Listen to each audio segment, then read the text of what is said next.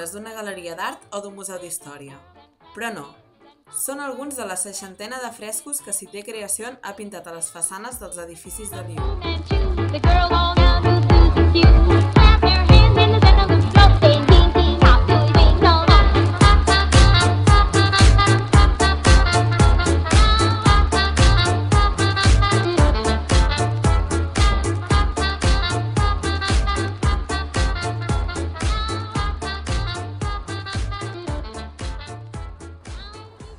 Una manera alternativa de conèixer els carrers de Lió és a partir dels murals pintats que es troben per tota la ciutat, un recorregut històric i cultural que porta una forta identitat.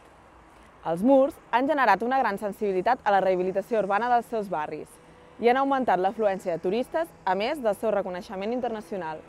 Cité Creación és el líder mundial dels murs pintats. Des del seu naixement han pintat més de 650 frescos monumentals per tot el món. I el 2007 va rebre el Premi de Patrimoni Vivent. La Cité de la Création est née en 1979 d'un groupe d'étudiants des Beaux-Arts de la ville de Lyon qui a refusé de passer le diplôme et qui a décidé qui était en rupture avec, à cette époque, l'idée de l'art qui était très élitiste, très pour une certaine partie de la population. Et nous, on voulait rendre l'art populaire et l'art accessible à tout le monde. Voilà, on est parti faire un stage, un voyage au Mexique, et on a appris à ce moment-là qu'il y avait des artistes qui travaillaient dans la rue. Et on a découvert pour la première fois le mot muralismo, qu'on ne connaissait pas.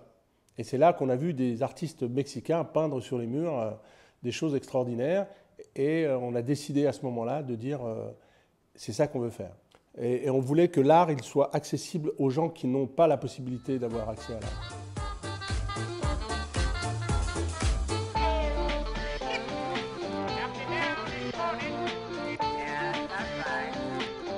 On a travaillé en Espagne. En 1992, pour les Jeux Olympiques, on a eu un concours et on a pu gagner un concours pour faire un mur à côté de la Sagrada Familia. Ces fameux murs qu'on appelle le mur des Catalans, célèbre. Et donc on a fait ce chantier-là pendant une campagne que Barcelone avait menée qui s'appelait Posat Guapa et qui a permis à modifier complètement l'image de Barcelone. Et on a remporté, c'était un concours où il y avait plein d'équipes dans le monde, il y avait des Américains, des Anglais, et on a été reçus les premiers pour faire ce projet.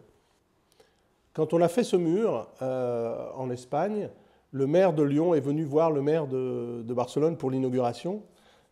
C'était Madrigal, je crois, le maire à l'époque, qui a dit ah, mais il faudrait faire le frère jumeau à Lyon pour l'échange.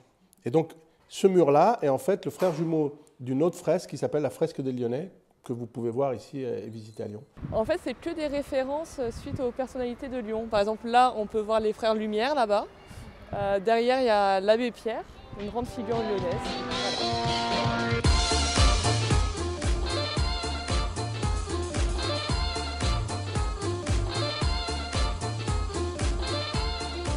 Et il est important que la peinture murale, elle raconte une histoire. Et surtout qu'elle ne raconte pas une histoire qui vient de Mars, de Vénus ou j'en sais rien. Là, en l'occurrence, c'est l'histoire des Catalans. Les gens étaient fiers de découvrir comme ça, sur les balcons de Barcelone, Picasso qui revenait peindre. Donc cette histoire de la fierté, c'est quelque chose de très important. Donc quand on fait un mur, on ne fait pas un mur pour faire joli, on fait un mur pour raconter une histoire. Entre els murals podem trobar un mur dedicat a Diego Rivera, que evoca les colonitzacions prehispàniques. Un altre espai d'interès és el Museu Urbà Toni Garnier, format per 25 murs pintats que rep uns 20.000 visitants cada any. I per descomptat, no hi pot faltar un mur dedicat als germans lionesos Lumière i al seu preuat invent, el cinematògraf. Le dernier projet qu'on a fait, c'est qu'on a créé une école de muralistes. Puis les gens nous disent, mais c'est unique au monde, il n'y a pas d'exemple, c'est un savoir-faire qui va disparaître, vous ne pouvez pas faire ça. Donc, faites la transmission de votre savoir-faire pour qu'il puisse continuer dans les années futures. Et souvent, c'est une question qu'on nous pose, pas simplement en interview, mais même dans la rue, les gens nous disent, c'est quoi votre meilleur mur, celui que vous aimez le plus? Et on a toujours cette réponse qui est de dire c'est celui qu'on va faire demain. Parce qu'on considère qu'on est encore jeune et qu'on peut encore travailler et qu'on est passionné par notre travail, donc c'est celui qu'on va faire demain.